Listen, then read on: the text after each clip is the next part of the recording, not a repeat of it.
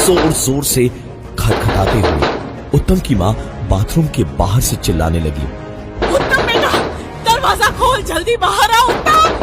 उत्तम अनर्थ हो गया, उत्तम जल्दी बाहर आ। उत्तम हड़बड़ाया हुआ जल्दी बाथरूम से निकला तो जरूर, लेकिन बाहर मां नहीं थी। मां के कमरे की ओर देखा तो अभी भी लाइट ऑफ ही थी। उत्तम भागता हुआ उनके कमरे में पहुंचा तो बाहर से ही कुछ आवाजें उसे सुनाई दी। तुम भी ना मेरे बिना एक पल भी नहीं रह सकते अकेले, है ना? आती हूँ। उत्तम ने लाइट जलाई तो उसकी आंखें फैलती चली गई। उसकी गर्दन से लेकर पीठ तक ऐसा लगा जैसे किसी ने बर्फ का पानी डाल दिया हो। उत्तम के सामने उसकी मां ड्रेसिंग टेबल के आगे खड़ी होकर उसके पिताजी का सूट पहनकर खड़ी थी और टाई बांधते बांधते हंसती हुई अपने आप को शीशे में देखते हुए खुद ही से बातें कर रही थी। उत्तम वहीं दरवाजे पर खड़े खड़े चीखा, मां क्या कर रही हो? पागल हो गई हो क्या मां? उसकी मां पलटी, मुस्कुराई और फिर अचानक चीखते हुए बोली, वो मुझे लेने आई है, वो मुझे लिए बिना नहीं जाएगी। तेरे पिताजी को ले गई, अब मेरी बारी है। वो देख तेरे पीछे खड़ी है। आ गई, वो आ गई। उन्होंने इतना कहा तो उत्तम उनकी तरफ उन्हें संभालने को आगे बढ़ा, लेकिन इतनी ही देर में उत्तम की मां भागती हुई उत्तम के पास से निकल के कमरे के बाहर जा चुकी थी। वो चीखती दौड़ती हुई कमरे के बाहर गलियारे से होती हुई सीढ़ियों पर से उतरने को दौड़ी तो उनका पैर फिसला।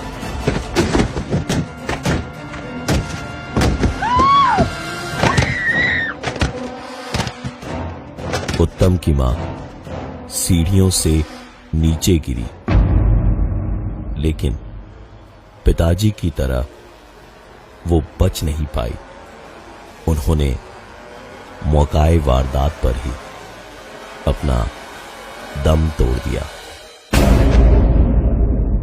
उत्तम के ऊपर पहाड़ सा टूट पड़ा था। 10-15 दिन के अंदर ही मां और पिताजी दोनों को खो दिया था।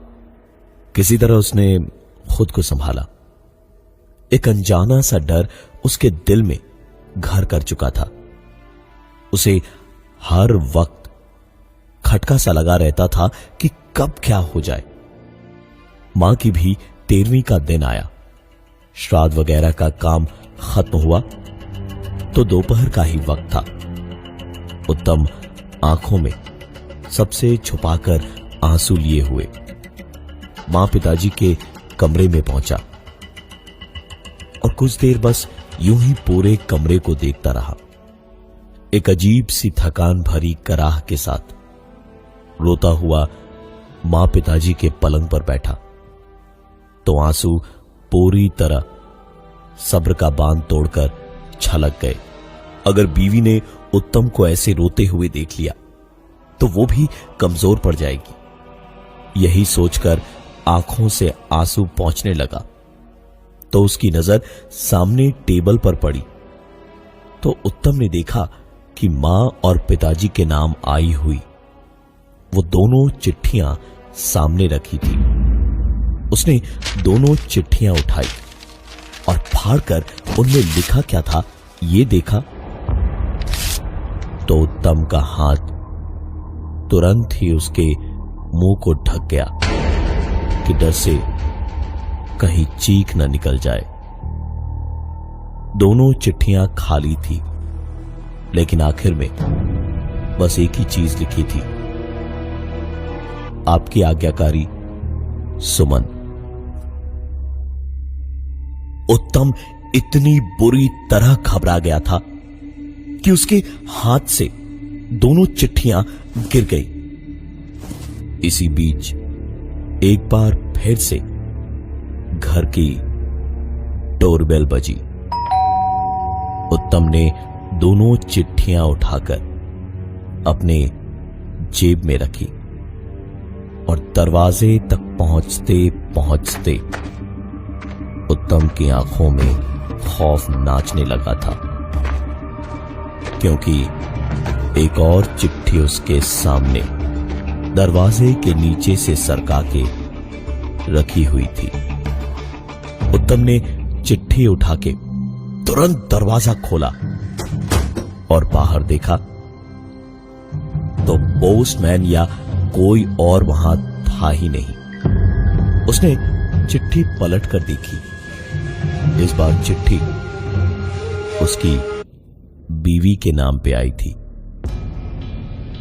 उत्तम के दिल में डर, परेशानी और बेचैनी साफ साफ दिख रही थी, क्योंकि ये चिट्ठी भी वैसे ही लिफाफे में आई थी जैसे लिफाफे में बाकी दोनों चिट्ठियां आई थी।